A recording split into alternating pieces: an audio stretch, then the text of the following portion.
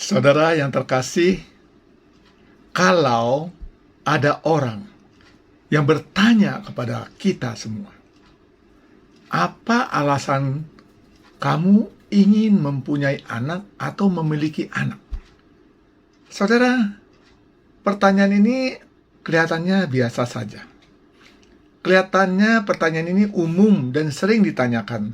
Kenapa sih kamu ingin punya anak? Kenapa kamu punya anak? Tetapi jawaban yang kita berikan, saudara, itu sebetulnya menunjukkan apa yang ada di dalam diri kita. Saudara, saya ingat sekali, banyak sekali orang-orang yang keturunan Tionghoa, ataupun orang-orang yang mempunyai hierarki di dalam keluarga. Mereka selalu memikirkan bahwa anak itu membawa nama besar keluarga, sehingga dia ingin mempunyai keturunan yang untuk meneruskan marganya. Misalnya seperti itu, saudara. Saudara, anak itu adalah buah hati dari kita suami dan istri yang saling mencintai dan mengasihi. Saudara, tetapi kita harus ingat satu hal. Kita memang mencintai anak kita, mengasihi anak kita. Tetapi anak itu sebetulnya bukan segalanya bagi kita. Anak itu adalah titipan yang Tuhan berikan kepada kita untuk kita didik agar dia boleh mengenal Tuhan dan agar dia boleh menjadi dirinya sendiri sesuai apa yang Tuhan kehendaki.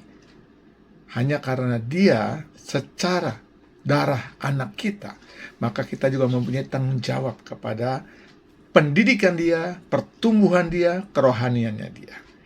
Saudara, tetapi jangan sampai kita punya anak dengan motivasi kita mencari tempat berteduh nanti di hari tua kita. Saudara, itu pandangan yang keliru. Kalau saudara dan saya percaya kepada kebenaran Alkitab sebagai kebenaran yang hakiki, di firman Tuhan mengatakan bahwa anak saat mereka dewasa akan meninggalkan kedua orang tuanya dan dia akan bersatu dengan istrinya dan mereka akan menjadi satu daging di dalam konteks pernikahan. Mereka akan meninggalkan kedua orang tuanya. Oleh karena itu anak akan meninggalkan kita. Saudara, kita hanya akan bersama dengan pasangan kita yang kita disatukan menjadi sedaging seumur hidup kita.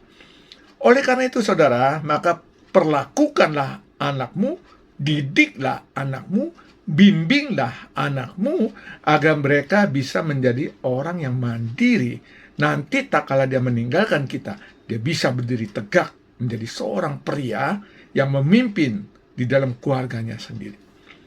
Nah, saudara, kalau kita punya anak, maka sebetulnya itu adalah tugas yang harus kita jalani, membawa anak-anak kita untuk mengenal penciptanya, membawa anak-anak kita untuk menjadi seperti apa yang Tuhan inginkan.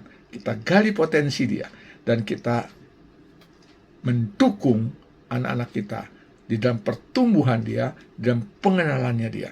Dan ingat, anak-anak belajar dari kedua orang tuanya.